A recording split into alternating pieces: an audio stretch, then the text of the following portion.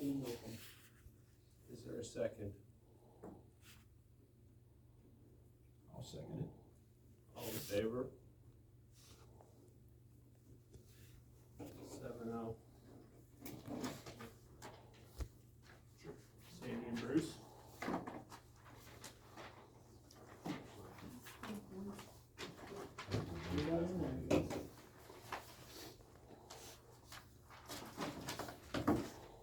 Number 5, summer hours. Mr. President, I'd like to set the summer hours for the office to be 7 to 4, Monday through Thursday.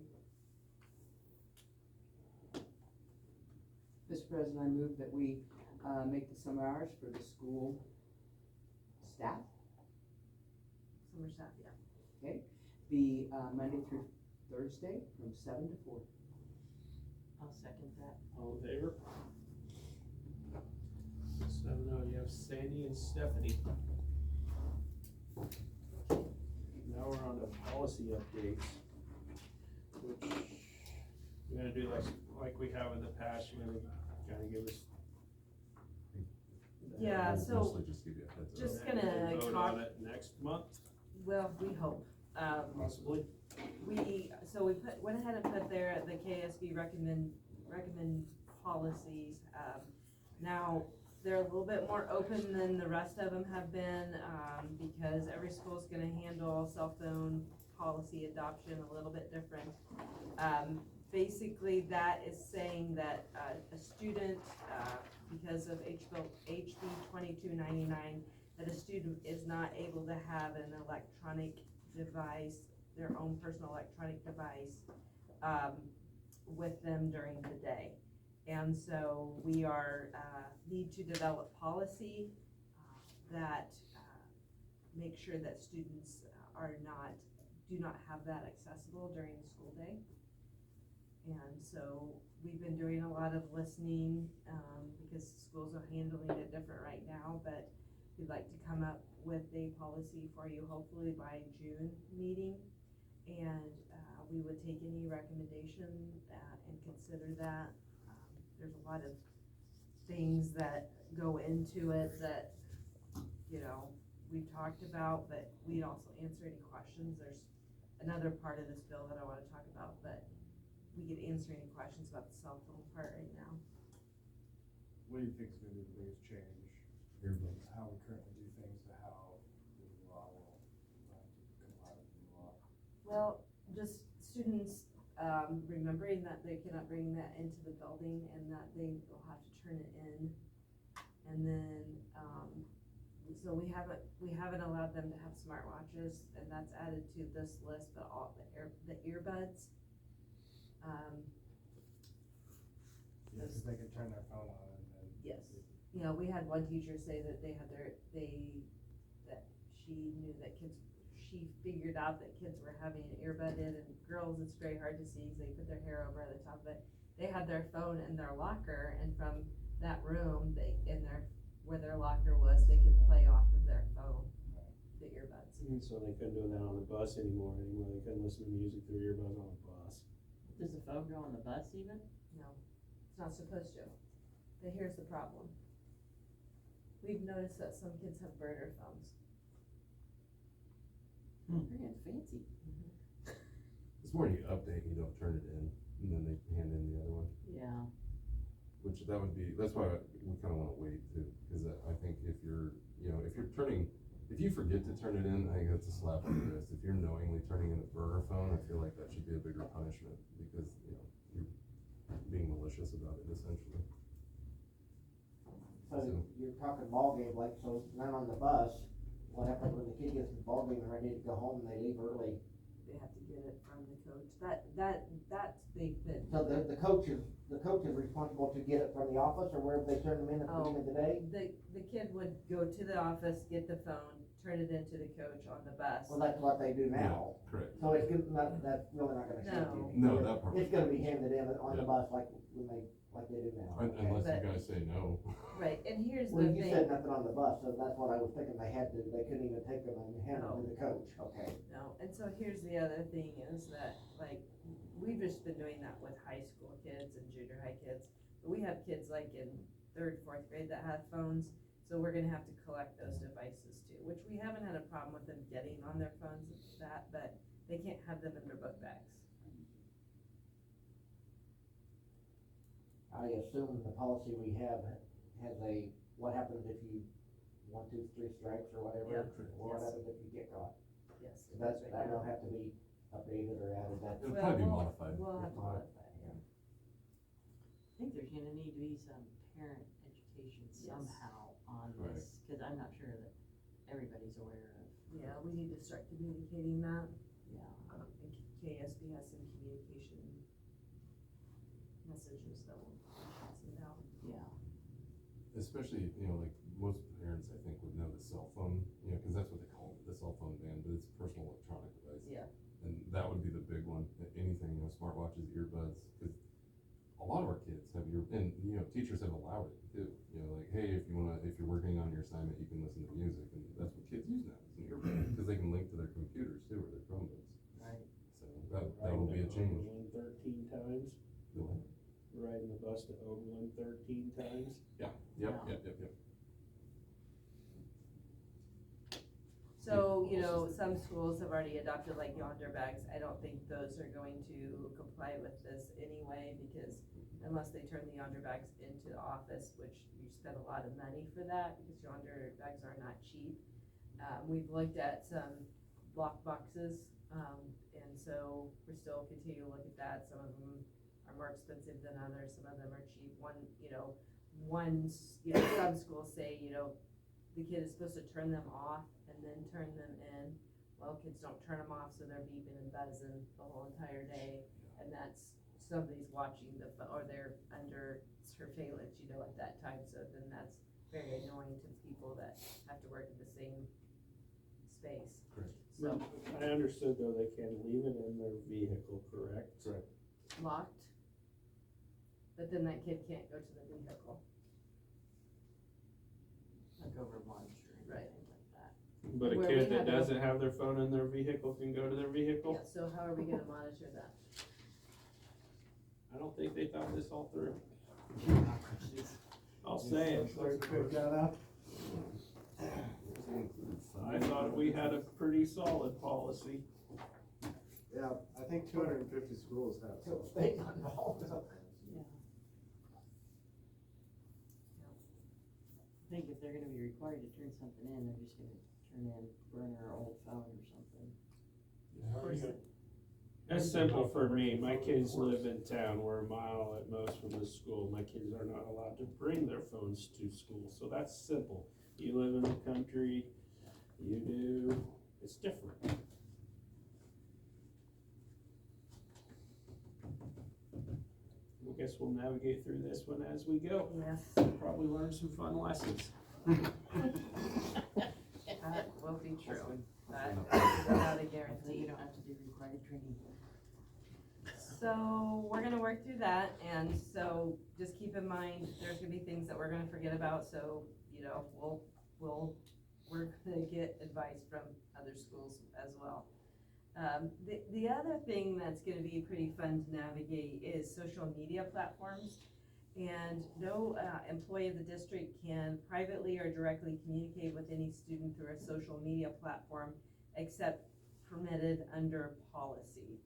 And so what that's going to mean is that no employee can directly message a student, athlete, Or a group of them. or group unless it's a platform that the school board has approved. So, let's take for instance Parent Square. Parent Square has not been approved by the board, but we went ahead and used it as our messaging system. We got rid of the old one, and you would, if you want us to use Parent Square, you guys would have to approve that, and then all communication has to be through Parent Square, not GroupMe, not Messenger, not Snapchat, not Band, not, Now, this applies to an employee of the district with students, not necessarily like within a class, like oldest son's No. class was communicating through Snapchat. that Well, he if didn't they have. want to, but no employee can be a part of that. Where does a group text fall into that? Yes. So you can individually, an employee can, this is, just take this for what it's worth. An individual can text an athlete, let's say, but they can't put everybody in their basketball group into a text messaging group and text them information.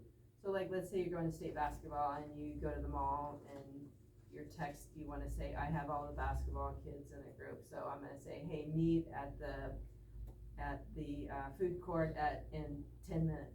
You can't do that. You'd have to either use Parent Square, or you have to individually text every. But the board could approve the parent It's square safer and because group the group text. than it would be individual. Right. So, I don't know that you What could approve happens group if- text I don't because think it you wouldn't could fall under I don't think It's you not a could, social media platform. and there wouldn't be Then why- school then why oversight. is it under that? Then why does it matter? If it's not a social media platform, then does it relate in this bill? I think it's That's my also question.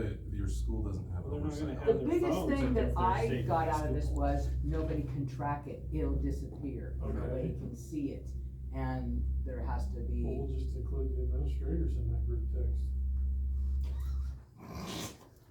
That'll be fun. I understand, I did read that. So here's an instance, so say the senior classes, the sponsor wants to have a meeting Thursday at noon. So like, Relays it to the president of the class, can the president text the entire class notifying, or they could send it out in Parent Square, cause they're a senior. or email it? So, Email would be. under Parent Square, is there like direct messaging on Parent Square? For two-way? Not for two-way. Not currently. So. I don't have we- So, I can message. You can leave a comment, but I'm the only one that's using it. Okay. So is there a direct messaging app that could be? So Parent Square can do direct messaging. I did not set it up that way this year, but in the future. So I'm that might saying, be what we if have. everyone's using GroupMe or whatever to coordinate stuff, is there something that we could, say, we can use this, but it's traceable or whatever? You just can't have two-way communication. Okay. It's only gotta be one way. Group is, or any. The social media platform that you use for communication. Only one way. Oh, it can only be one way, that's what this says in the. Oh, well, that's why the group text, that's another reason. So you could make Parent Square work, but it's just one way. And that's the way it You is right couldn't be now. like, I'm lost, where do I help? Yeah, for did you give them this? Oh, these guys. They're responding. Mine's like this, Yeah. 1, 2, 3 pages in. On the KG guideline. Employees shall not use social media platforms for any form of two-way interaction with students, including but not limited to private or direct messaging, comment-based Yes. conversations, or Yes, other it's right two-way there. exchange. If you go on 46, if you go down about 3/4 of the way, it says employees shall not use social media platforms for any form of two-way interaction with students, private or direct messaging, comment-based conversations, or two-way exchange of individualized messages with the student. Okay. But you can do it individually or not? Like you said, to a class sponsor and then the class, or to a class sponsor to a president, And then, so one student to is fine. yes, I know, it doesn't make any sense. You've had communication problems before, Mark, just wait. And the other thing is like Facebook, you have to do one that, you have to do either allow every comment on there or you shut comments off. Because if somebody gets on there and makes an inappropriate comment, which we get, then you have to let it go. Is there gonna be grace period where we ease into this, because everybody's gonna be in trouble. Anyway, so my suggestion is to shut comments off, but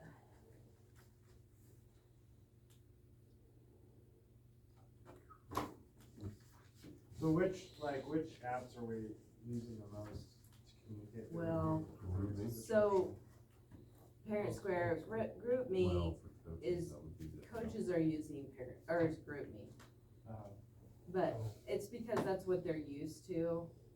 Then not all of our student athletes are on Parent Square. I can add them, but I have to contact Parent Square, if that makes sense.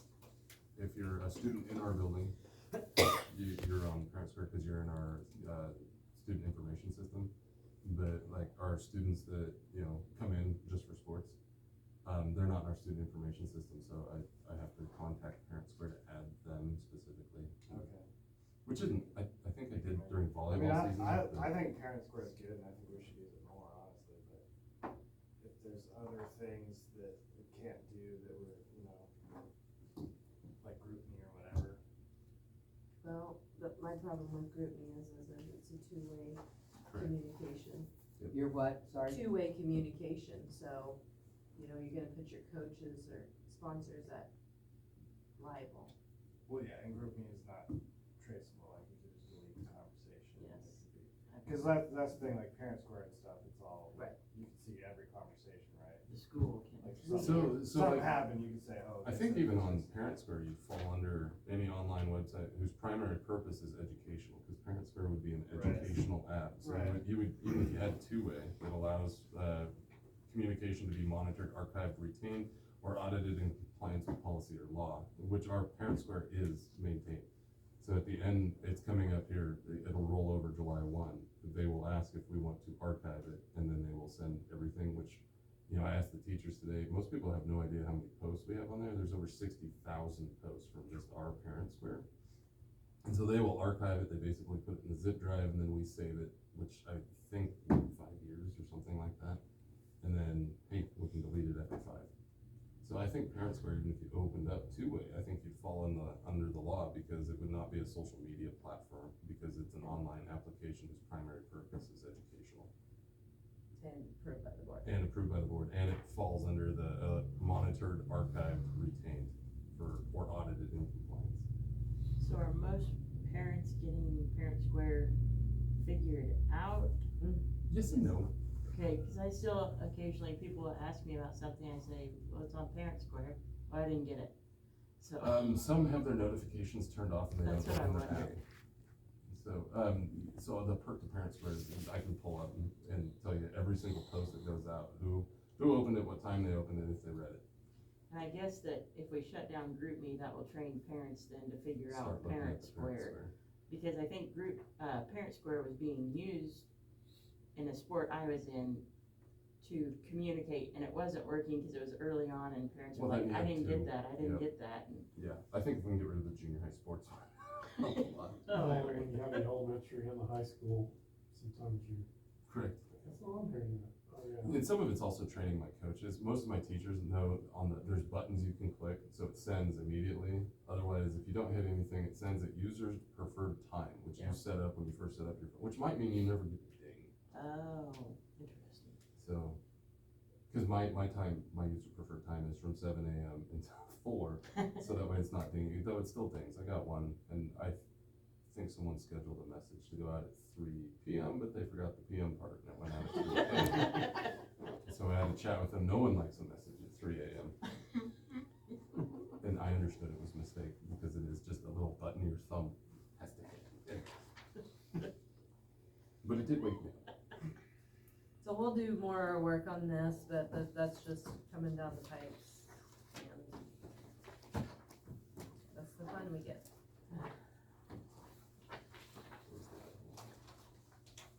So on page 54, if you read through this, it says what the bill does not do. It does not limit the ability of staff members to email, call, or text students during school or personal communication channels. So that's where I was getting the information for it. You can individually text.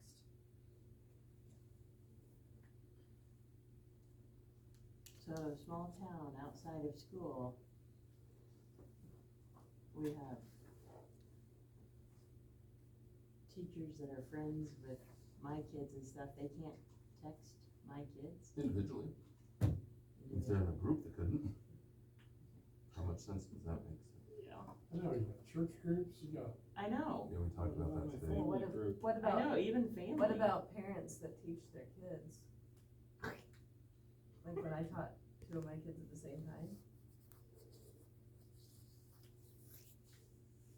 They didn't think this through. No, they didn't.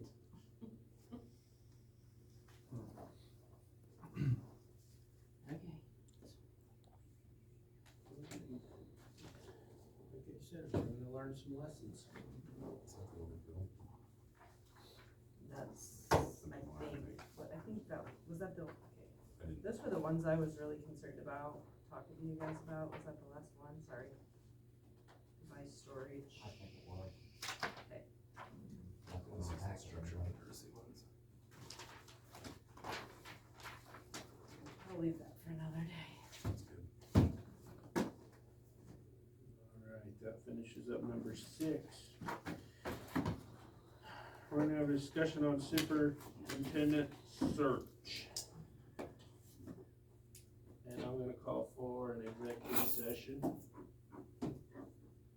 Inviting Andrew and the board for 15 minutes. after a 5-minute recess. I withdraw that motion.